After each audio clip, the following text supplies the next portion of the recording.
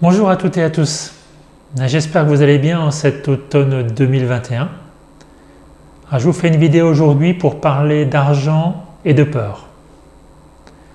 Avant de démarrer, je tiens à rappeler que j'organise régulièrement des ateliers pour partager cette conscience de Personocratia et mettre en place des outils concrets dans ma vie quotidienne. Alors si vous voulez en savoir plus, bien regardez dans la description et bien sûr contactez-moi. Également, si mes vidéos vous plaisent, n'hésitez pas à vous abonner, à les partager. Elles sont disponibles également sur Crowdbunker et sur Odyssey. Alors pourquoi j'ai envie de parler d'argent aujourd'hui? Il y a plusieurs raisons en fait. Déjà, je constate actuellement, et vraiment je m'en réjouis, une belle dynamique qui se crée autour des monnaies alternatives et surtout autour du jardin d'échange universel dont j'ai déjà parlé plusieurs fois, le jeu, qui est vraiment une monnaie souveraine, une monnaie créatrice.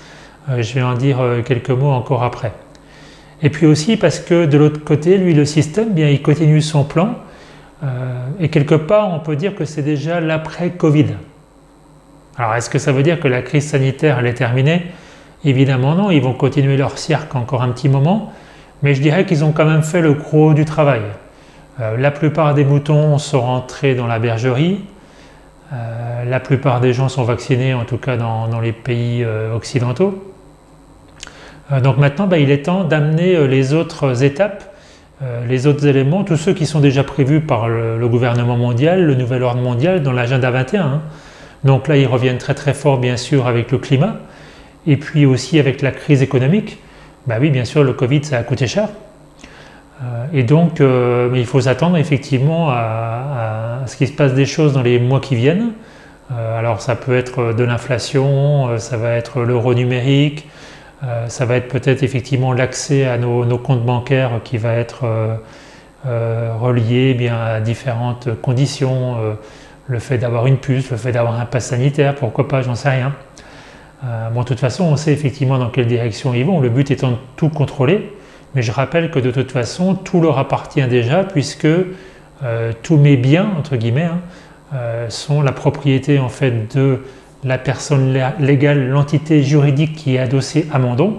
Cette entité étant une filiale de la Banque mondiale à travers la République française, etc. Et bien de toute façon, tout leur appartient. Alors bien sûr, je sais que c'est le cas aussi pour vous, mais on a tous commencé justement à s'alléger, à sortir plus ou moins du système pour limiter les dégâts, voire pour devenir justement complètement indépendant et complètement autonome. Il n'empêche qu'effectivement, il va falloir être très vigilant dans les mois qui viennent. J'ai entendu également récemment que le Sénat a refusé la vaccination obligatoire en France. Je ne veux pas donner de mauvaises nouvelles à ceux effectivement auxquels ça a fait plaisir, mais j'ai peur que ce ne soit que partie remise. De toute façon, on connaît le système des gouvernements et déjà ils communiquent de manière à nous préparer à ce qui va se passer après. Alors, est-ce que ça va aller jusque-là ou pas? Je ne sais pas. Ce qui est sûr, c'est que ce soit la vaccination ou obligatoire ou autre chose, la pression va être de plus en plus forte sur les personnes, sur les esclaves. Et comme de toute façon, ils ne peuvent pas contrôler tout le monde, puisque des chiens de berger, il n'y en a pas assez, et bien sûr, qu'est-ce qu'ils vont faire? Ils vont utiliser le côté financier pour faire pression sur nous. Moi, par exemple, je suis encore en partie travailleur indépendant. La caisse d'assurance maladie à laquelle je suis affilié, même si je ne l'utilise jamais, ils vont m'envoyer peut-être un courrier pour me dire, voilà, qu'il faut que je justifie de mon pass sanitaire et que sinon je vais me prendre une amende ou ils vont me couper certains privilèges, etc. Voilà, donc ça on connaît le fonctionnement du système et de toute façon ils vont appuyer où ça fait mal sur le porte-monnaie de l'esclave. Alors ça m'amène directement justement à la question du jour, la vidéo du jour qui est donc à propos de l'argent. Alors l'argent c'est un sujet qui est vraiment intéressant. Parce qu'on a tous les types de réactions quand on parle d'argent. Alors il y a ceux qui disent qu'ils n'ont aucun problème avec l'argent mais qui en parlent tout le temps, qui s'inquiètent tout le temps. Il y a ceux qui ne veulent pas du tout en parler. Il y a ceux qui préfèrent toujours tout donner parce que l'argent c'est pas bien. Il y a ceux au contraire qui veulent absolument le stocker, l'épargner, etc. Enfin, on a tous les types de réactions et puis ça touche en fait à toutes nos peurs, bien sûr. Alors à côté de moi, vous avez un petit schéma qui représente les différents niveaux d'attachement. Globalement, c'est la pyramide de Maslow qui peut être appliquée dans beaucoup de domaines, notamment dans le domaine familial. Mais là, je voudrais vraiment le focaliser sur la partie argent, justement.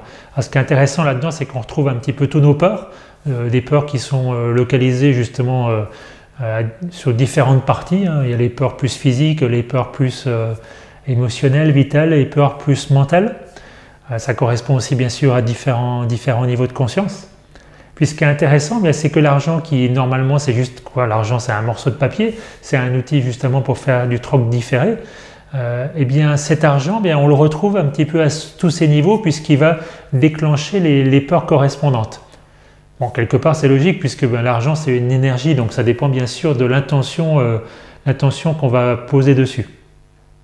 Alors si on regarde rapidement cette pyramide, vous voyez tout en bas effectivement j'ai les peurs qui sont les plus denses, les plus dans la matière, les plus liées au corps physique, comme bien sûr le besoin de survie, le besoin de sécurité, de protection. Alors ça bien sûr c'est l'argent qui va m'amener ça. Déjà le fait que je puisse m'acheter à manger, le fait que je puisse avoir un endroit pour vivre, que je protège ma personne, donc c'est mon intégrité. Ma peur qui est liée derrière, c'est que justement si j'ai pas assez d'argent, je vais tout simplement mourir, ou il va m'arriver quelque chose, ou je vais être en danger. Et puis quand je monte un petit peu, j'ai tout ce qui va être lié alors là c'est plus l'appartenance à un groupe, la peur d'être exclu. Ah oui, parce qu'avec l'argent, je vais pouvoir justement peut-être faire plaisir aux personnes autour de moi, garder certains amis, je ne sais pas, inviter au restaurant mes collègues de travail, j'en sais rien. Et puis si je continue, je vais avoir effectivement la notion d'estime. Par exemple, j'ai créé une entreprise, j'ai de l'argent, j'ai une image sociale, je suis quelqu'un de valeur, j'ai réussi, donc c'est l'image que les autres me retournent de moi. Et puis, le plus haut dans ces niveaux d'attachement matériel, je vais avoir tout le côté relationnel, utiliser mon argent pour ne pas rester seul. Alors ça me donne envie justement à ce stade de partager un peu mon expérience personnelle et mon cheminement par rapport à l'argent. C'est ça déjà le chemin personnocratique, c'est pouvoir exprimer ses ressentis, ses peurs, exprimer où on en est. Moi quand j'étais jeune et jeune adulte, pour moi l'argent c'était quelque chose de sale. J'avais l'impression qu'il y avait quelque chose qui allait pas là-dedans, il y avait quelque chose qui n'était pas juste. Alors je voulais surtout pas lui donner d'importance. Et comme je voulais pas lui donner d'importance, je le dépensais. Alors au début j'étais jeune, je faisais des sorties, etc. Et puis ma carrière aussi grandissant, j'ai gagné de plus en plus d'argent.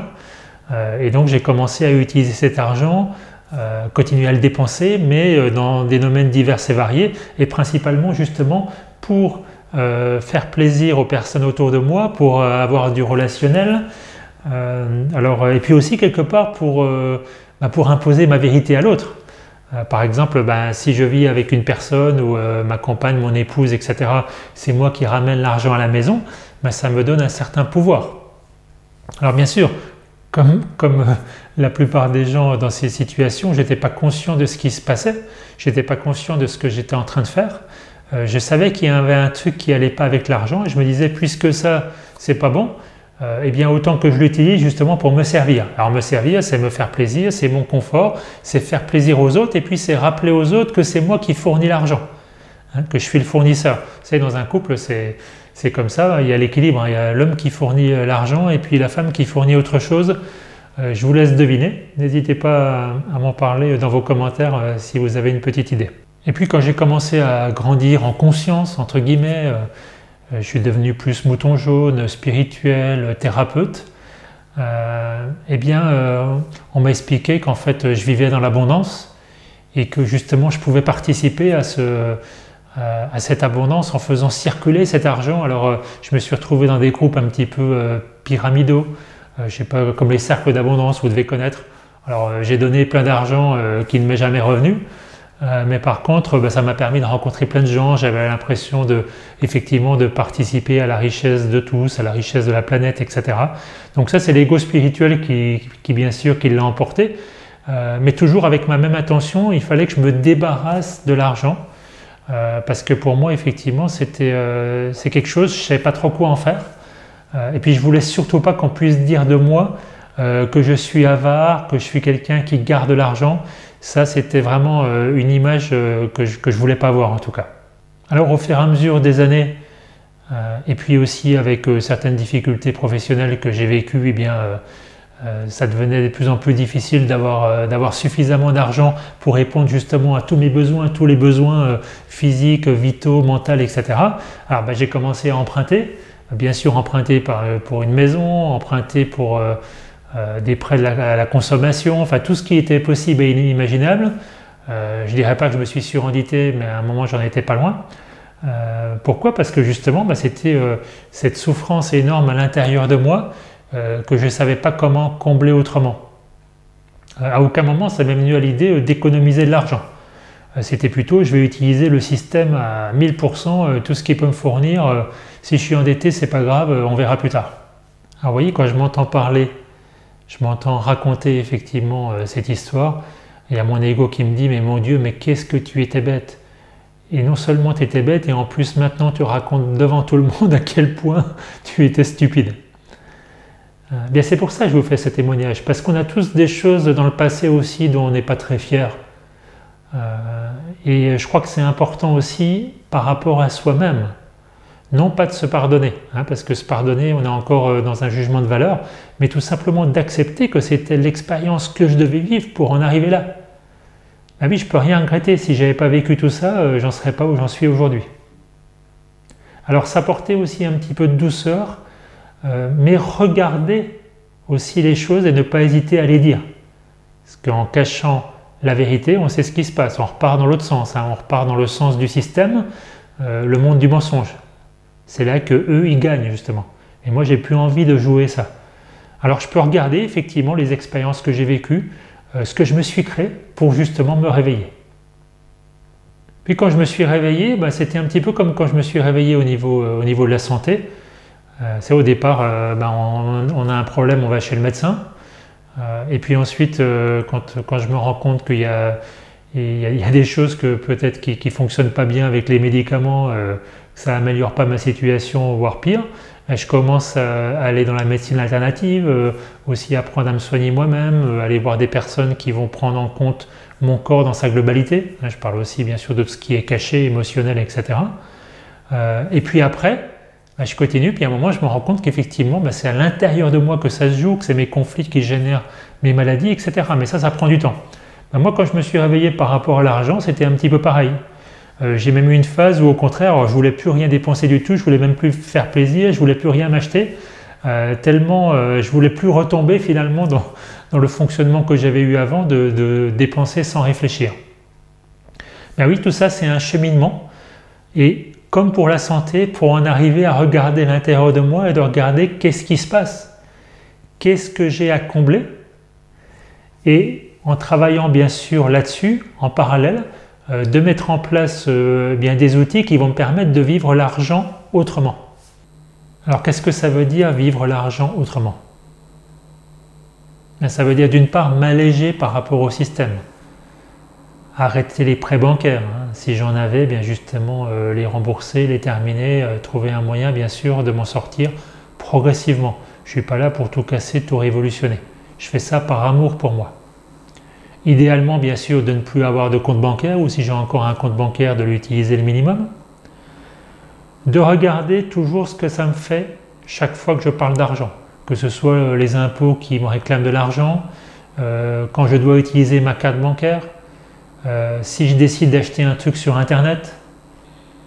Alors évidemment, acheter sur Internet comme sur Amazon, c'est un petit peu la pire des solutions, et des fois on achète ailleurs et c'est pas mieux non plus.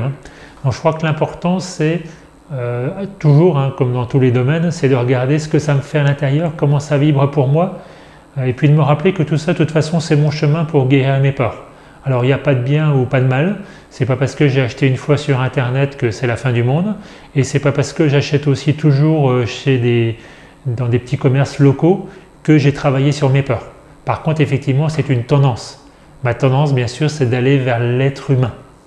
Puis vivre l'argent autrement, c'est également en parler avec les personnes autour de moi, mettre au clair ce qui doit être clarifié. Alors ça peut être les personnes avec qui je vis, ça peut être avec mes parents. Les notions d'héritage, on sait ce que ça peut provoquer par exemple comme guerre derrière. Savoir qui attend quoi, de manière à ce que ce soit très clair pour chacun. Les choses ou les personnes dont j'ai envie complètement de me détacher, de sortir, et où je suis prêt justement à laisser aller l'argent. D'autres domaines pour lesquels peut-être c'est pas juste de laisser aller parce que je considère que je le mérite. Alors, vous voyez, je parle de mérite, ça c'est un petit peu des attributs encore de l'ego, mais dans certains domaines, j'en suis encore là. Et c'est important de pouvoir exprimer mes besoins. Je ne peux pas me battre sur tous les fronts. On dit qu'il faut choisir ses combats. Il y a des domaines où je suis capable d'avancer, puis il y en a d'autres, j'en suis encore là. Et peut-être que mon travail à faire, c'est d'exprimer à l'autre que j'en suis encore là, que j'ai encore besoin de ça. Par exemple, j'ai encore besoin de mettre un peu d'argent de côté. Pourquoi pas? Ou j'ai encore besoin j'ai encore de l'espoir que je vais toucher de l'argent de mes parents. J'ai besoin de travailler pour payer les études de mes enfants. Ça aussi, ça peut paraître incroyable avec tout ce qui se passe avec le Covid, etc. Mais oui, mais si c'est encore mon besoin, si c'est encore mon attachement familial, et peut-être c'est pas tout à fait encore le moment pour moi de le dépasser, mais je peux déjà en tout cas le dire. Je peux dire, ben ça, j'en ai encore besoin. L'argent, c'est comme le Covid, comme les virus, c'est une excuse pour progresser. Parce que justement, derrière cet argent se cachent tous mes peurs, tous mes besoins, toutes les choses que j'ai pas envie d'exprimer, les conflits ou les discussions que j'ai pas envie d'avoir avec les autres. Eh bien, c'est peut-être le moment de me poser. Encore une fois, je ne vais pas tout régler maintenant. Alors pour certaines personnes, ça consiste même à écrire, à regarder où ils en sont dans leurs finances, où ils en sont dans la clarification de leur situation financière avec d'autres personnes, avec des enjeux communs, avec une entreprise en commun, avec un projet en commun. Voilà, vivre l'argent autrement, c'est ramener l'argent à ce qu'il est réellement, un morceau de papier qui me permet de faire des échanges avec d'autres personnes. Et donc, tout ce qu'il a véhiculé jusqu'à maintenant. Jusqu'à maintenant, je l'ai bien utilisé justement pour véhiculer et cacher mes peurs, pour imposer ma vérité à l'autre, pour imposer mon pouvoir sur l'autre. Eh bien, c'est ça que je vais arrêter. Je ne vais pas jeter l'argent. Je vais arrêter justement de me cacher derrière l'argent. Alors, je n'ai pas besoin déjà de monnaie alternative pour ça. Dans ma vie de tous les jours, j'utilise encore des euros, j'ai encore des choses à faire un petit peu avec ce système. Eh bien, déjà dans cette partie-là, je vais régler les choses. Et puis ensuite, dans mes choix à moi, dans ma direction à moi, bien sûr, je vais valoriser l'argent autrement. Alors, ça veut dire quoi, valoriser l'argent autrement? Eh bien, je vais lui redonner sa vraie valeur. Qu'est-ce que c'est sa vraie valeur? Eh bien, c'est un magnifique outil pour justement retrouver des échanges juste avec des êtres humains, pour valoriser mon travail. Et oui, l'argent, c'est la valorisation de mon travail. C'est une énergie. Au départ, c'était ça avec le troc. Je produis quelque chose, la personne en face de moi produit autre chose, et là, on échange. Donc, il y avait une reconnaissance directe du travail de l'autre. Et aujourd'hui, évidemment, avec tout l'argent scriptural et puis toute la partie numérique, cachée, etc., ben, tout ça, c'est fini. Donc, j'ai perdu cette valeur. Eh bien, c'est cette valeur que j'ai besoin de retrouver. Pas oublier que si je suis un esclave aujourd'hui, c'est parce que j'ai donné tout mon pouvoir au système. Eh bien, je reprends mon pouvoir dans ce domaine comme dans les autres. Donc déjà, avec les euros, pour le peu d'euros que j'utilise encore, eh bien, je vais les utiliser pour échanger, commercer avec de vraies personnes, bien sûr. Et surtout, je vais me diriger vers une monnaie qui est effectivement au même niveau de conscience que ce qui résonne, que ce qui vibre à l'intérieur de moi. Et si ce qui vibre à l'intérieur de moi, c'est que je suis créateur, que je suis souverain et que j'ai envie de justesse dans ma vie et non pas de justice. La justice, on sait où ça nous mène, il y a toujours un gagnant et un perdant. Donc ce qui résonne en moi, c'est j'ai envie de cette justesse, de ces échanges justes, et bien sûr ça va m'amener vers une monnaie souveraine, une monnaie créatrice. Et c'est là bien sûr que je reviens à vous parler du jardin d'échange universel, du jeu. Alors j'ai fait une petite vidéo de 5 minutes pour l'expliquer rapidement. Je vais rajouter à nouveau le lien dans la description pour ceux qui ne l'ont pas vu. Le jeu vraiment prend une nouvelle dynamique partout en France et certainement dans d'autres pays, notamment au Québec. Et quelque part c'est logique puisque ça fait 20 ans qu'il existe et il attendait qu'une chose, c'est le moment bien où les personnes justement seraient prêtes. Alors comme je l'explique dans cette vidéo, bien sûr le jeu c'est un magnifique outil thérapeutique, c'est vraiment un outil pour progresser dans ma relation avec l'argent. Parce que là il n'est pas question de donner, il n'est pas question de faire du profit, il est vraiment question de justesse. Ça veut dire mettre une valeur sur mon travail, ça veut dire aussi me poser la question de qu'est-ce que j'ai réellement envie de faire, des talents que j'ai envie de développer. Car oui, je le rappelle, on a tous de multiples talents. On est tous richissimes et illimités, tout puissants. Alors il n'y a rien qui nous arrête. Ce qui nous arrête, c'est qu'on est tellement focalisé sur l'ancien monde et tellement focalisé sur notre peur de ce qui va se passer si j'ai plus d'euros, si j'ai plus assez d'argent, s'il y a les vaccins obligatoires, etc. que ça m'empêche de voir toutes les possibilités qui s'ouvrent à moi. Alors pourquoi le jeu c'est aussi un outil thérapeutique? Eh bien parce que si je n'ai pas réglé mes problèmes avec l'argent, avec l'euro, eh bien sûr je vais les ramener avec moi. Si j'ai toujours des choses à combler, par exemple il y a des personnes qui gardent beaucoup de points et qui utilisent très peu leurs points, parce que peut-être elles ont encore beaucoup besoin de stocker, ou d'autres qui veulent absolument tout dépenser entre guillemets leurs points, alors qu'il y a des choses peut-être dont ils n'ont pas besoin. Ce n'est pas un outil de consommation, c'est un outil d'échange et justement basé sur la conscience, sur comment je le sens. Et c'est ça qui va décider justement si je vais faire une transaction ou pas. Alors il existe d'autres monnaies alternatives entre guillemets. Concernant le jeu, moi j'aime vraiment cet outil car pour moi c'est un outil vraiment souverain, c'est une monnaie créatrice. Pourquoi? Parce qu'elle est autogérée et parce qu'elle est basée sur en fait une unité universelle qui est le temps, la minute de travail d'un être humain. Maintenant il y a d'autres monnaies aussi qui peuvent très bien être des monnaies souveraines à partir du moment où elles respectent ces critères, à partir du moment où elles sont autogérées, à partir du moment où on peut avoir une équivalence. Par exemple, il y a des personnes qui ont des grains de sel. Bon, moi, j'ai jamais fait de sel, mais j'ai cru comprendre que dans le sel, effectivement, un grain de sel, ça représente aussi une minute de mon temps. Et bien, si j'ai des grains de sel, je peux bien sûr les convertir en points et j'ai pas besoin de demander l'autorisation à quelqu'un pour ça. Je suis souverain, c'est moi qui fais les choses pour moi, en mon âme et conscience.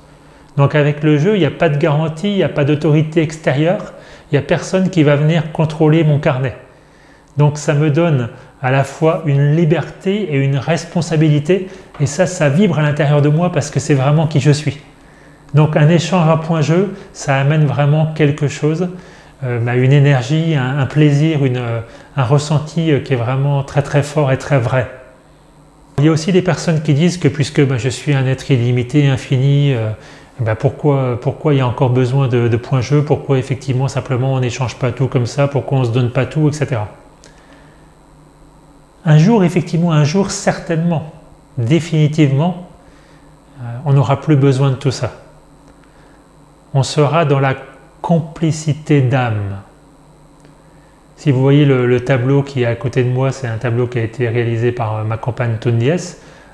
C'est un tableau qui représente en fait bien des êtres humains ou des âmes autour un petit peu de la conscience divine. C'est le feu de camp, c'est le feu sur lequel je souffle justement à l'intérieur de moi.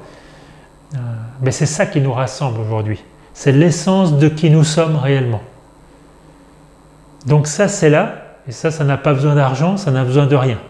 Ça aime, et c'est automatiquement connecté, automatiquement juste.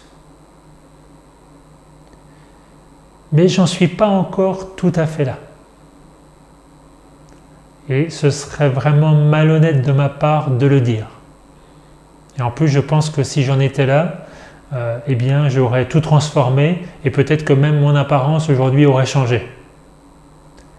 Donc je viens dans ce chemin avec mes peurs, avec cette intention, cette volonté, cette détermination justement de les accueillir de les laisser partir, de les laisser fondre à la lumière. Pour ça, justement, faut-il encore que je les regarde.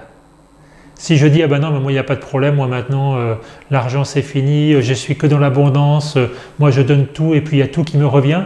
Oui, peut-être certainement d'une certaine manière, mais ça ne veut pas dire que j'ai plus de peur. Alors avec cet outil, je vais pouvoir bien voir et puis traiter aussi les peurs qui me restent, tout en développant des échanges basés sur la justesse.